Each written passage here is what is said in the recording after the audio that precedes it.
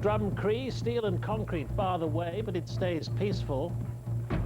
Henman fails, but he says his day will come. And Venus on cloud 9 again.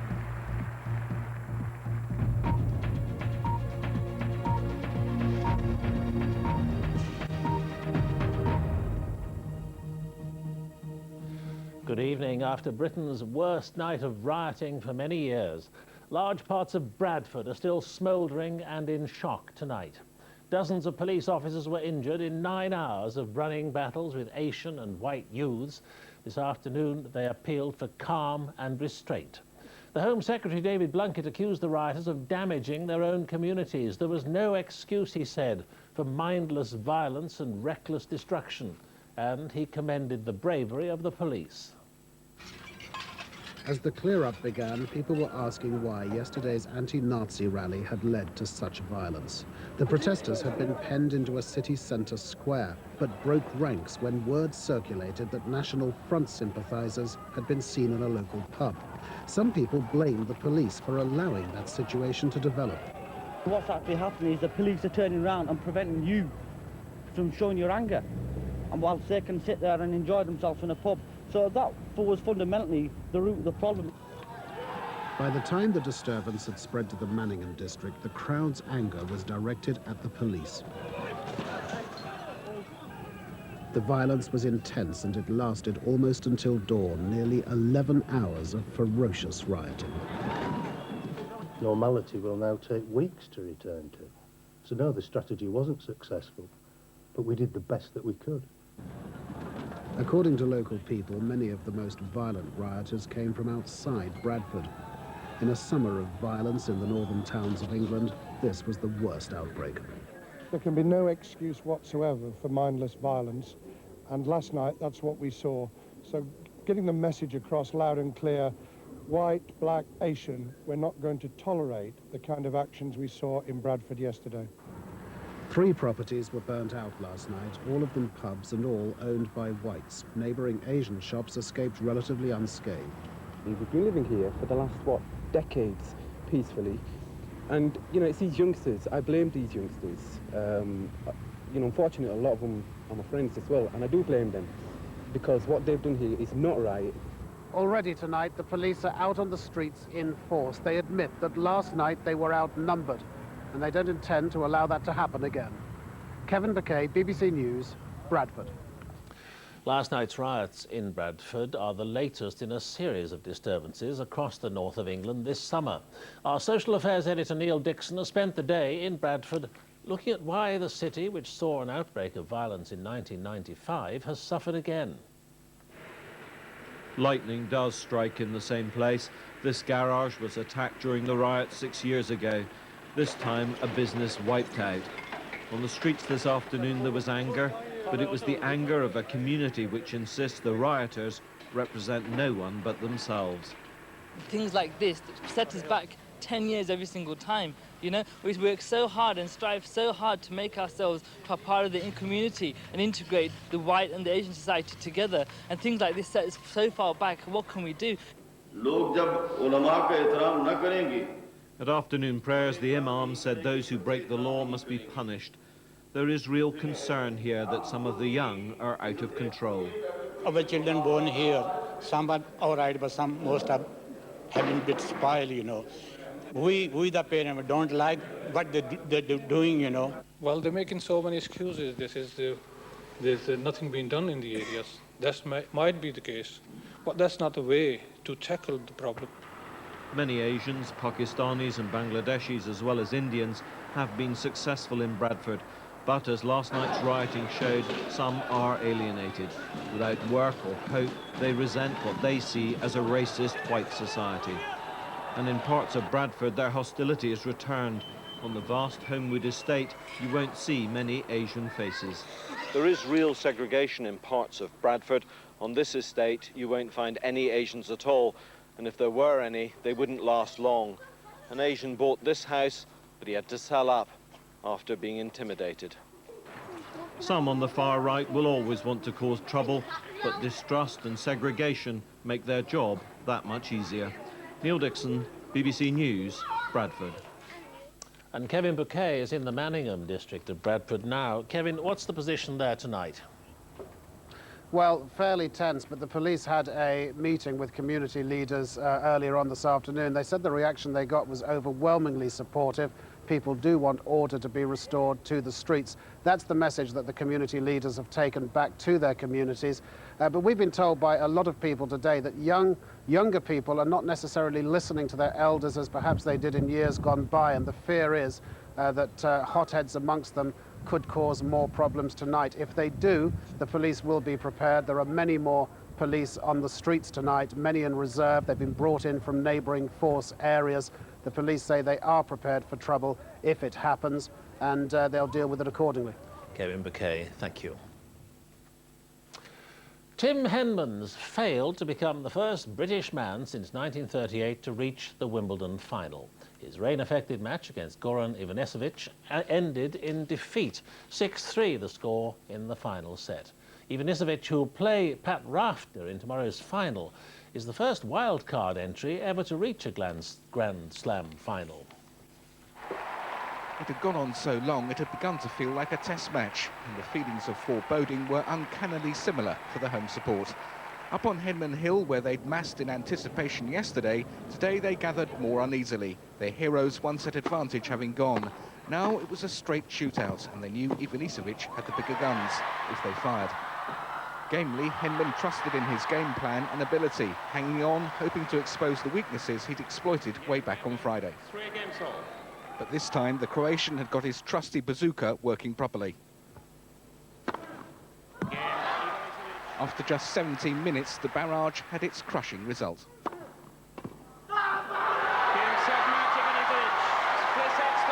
On the hill, the despondency reflected the lowering clouds overhead. But for Goran, the sun was shining. This is destiny. I think this is God wants me to win this year. I think this has everything. He sent the rain. I got the wild card. I'm in the final. I don't know what to say. I'm just too happy, and tomorrow is the biggest day of my life. For Lucy Henman, a hasty retreat from the anguish of it all. Meanwhile, her husband, as ever, was putting a brave face on it.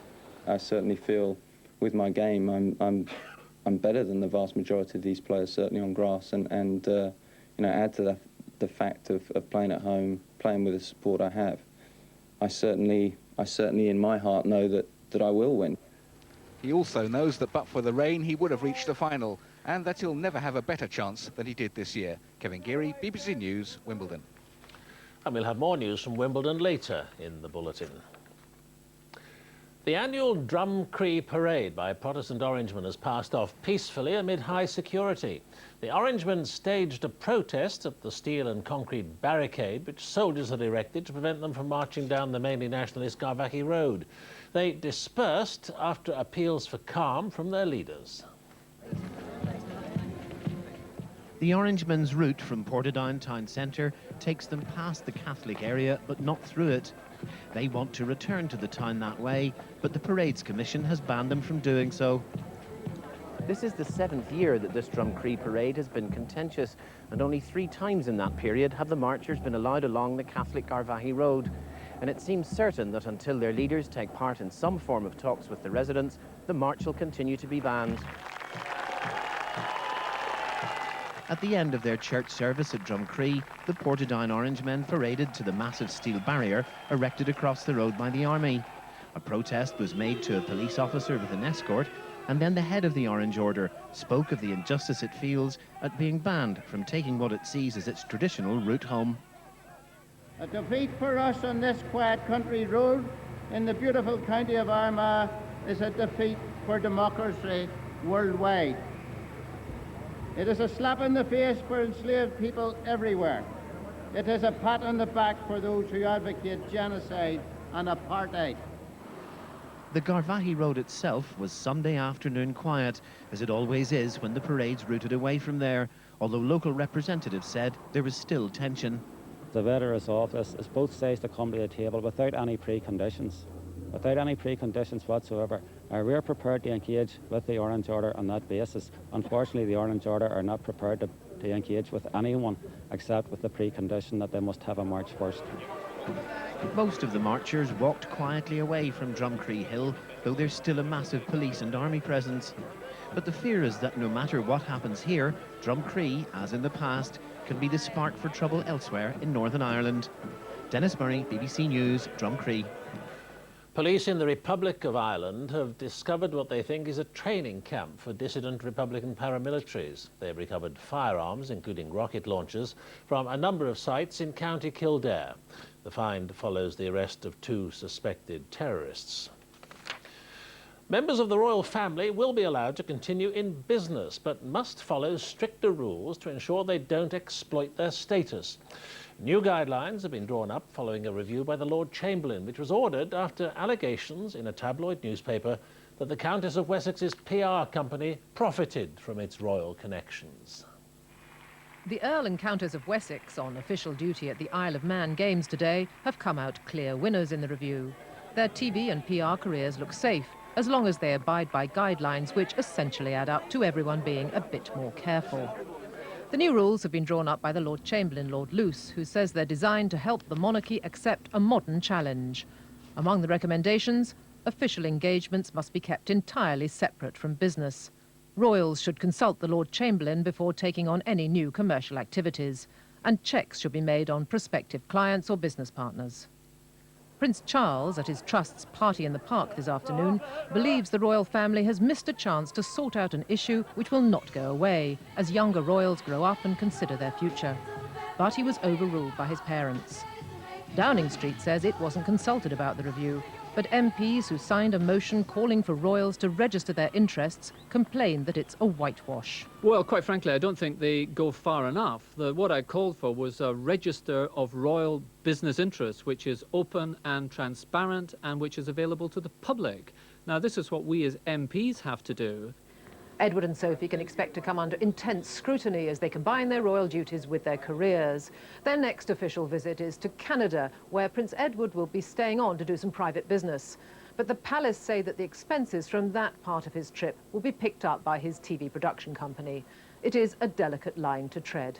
Jenny Bond, BBC News. The British oil worker who's been held hostage in Colombia for almost 2 years is expected to begin his journey home tonight.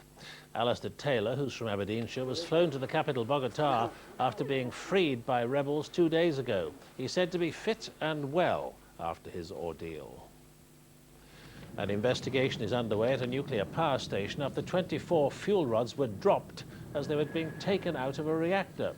Refuelling operations at the Chapel Cross plant in Dumfries and Galloway have been suspended while engineers work out how to retrieve the rods safely. The NFL, which runs Chapel Cross, said there was no danger to workers or to the public. Well, more on Wimbledon now, and Venus Williams has retained her title. The American won the final 6-1, 3-6, love against the Belgian teenager Justine Henin. Rarely has the arrival of 2 women finalists been greeted with so little enthusiasm. The minds of most were still on Henman's defeat. Not though Richard Williams, he was busy adding to the family photo album. It must have been a struggle to get both faces in the same frame, such was the enormous height advantage of his daughter Venus. If it had been a boxing match, it would have been called a no contest, and in the first set that was pretty much the case, as Justine Henin failed to cope with the power of Williams. It was over in just 20 minutes, 6-1 the score, and the defending champion seemed set to hold on to her title with the minimum of fuss. But it was a different story in the second set. Henin, playing in her first Grand Slam final, suddenly found her touch, levelling the match in style. The deciding set, though, like the day's other big match, was an anticlimax. Game, set, match. Williams won it without dropping a game. This year, it was a lot harder. I thought a lot more, and, I just think that I'm really happy to be here. 21 years old and already 2 times a champion. Few would bet against her lifting the famous plate again next year. James Pearce, BBC News, Wimbledon. Well, in total contrast, there's misery for England cricket fans this evening. Australia have won the first N-Power Ashes test by an innings and 118 runs. No excuses were offered by the England captain Nasser Hussain, who suffered a broken finger while batting. He said, "We were completely outplayed in all departments." England's task, if they were to stave off defeat, was to bat for 2 days and perhaps hope for a bit of rain. If only it was so simple. Mark Butcher was the first out today for a solid 41. This proved to be a vital moment. Nasser Hussain hit by a rising ball from Gillespie. He retired hurt, an X-ray later showing a fracture of his little finger. England's captain has only just recovered from an injury to his other hand. After that, England's middle-order batting disintegrated once more. Alex Stewart undone as Warne held the catch. Australia were, as ever, relentless. Gillespie again the destroyer as White went for naught. Ashley Giles was the last man out as England's defeat was confirmed. The last 7 wickets having fallen for just 22 runs.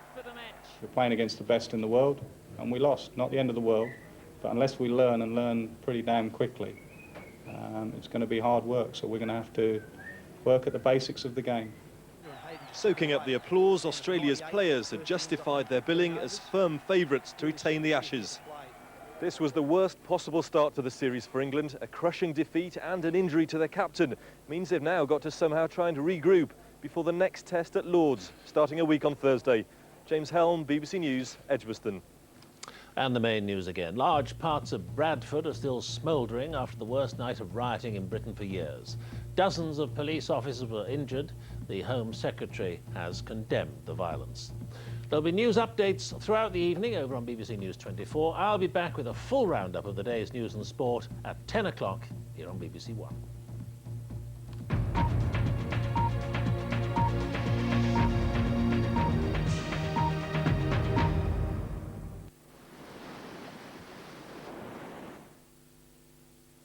Good evening. It may be July, but this week we look set to experience some of September's weather. Now, this is the little area of low pressure which caused all the problems at Wimbledon. That's going to move out of the way during the next 24 hours, but then we've got another low coming in off the Atlantic. Lots of isobars around that, so that means it'll be introducing not only wet weather, but some pretty windy weather as well. So boat owners might like to bear in mind that during Tuesday, Wednesday and Thursday we've got the threat of gales blowing in across the southwest approaches, the Irish Sea and also up along the English Channel. No gales at the moment, the wind's generally light, but we have got some rain in northeast England and on the eastern side of Scotland. Most of that will fizzle out overnight. We might keep a bit of drizzly rain on northern and western coasts and hills, but generally a dry night with a little bit of mistiness around dawn. Tomorrow, things brightening up on the eastern side of Britain. Further west, well, the cloud will be coming in through the afternoon, and by then there'll be some showery rain pushing into Northern Ireland and also up the west coast of Scotland. Now, we're also likely to have a few showers running along the English Channel, but they shouldn't affect the men's final at Wimbledon. It looks as though it's going to be dry tomorrow with a light southwesterly breeze and a temperature of 21 degrees. And then for the middle part of the week, it's all changed really, with heavy thundery showers, longer spells of rain and those gales in the west. That's the forecast.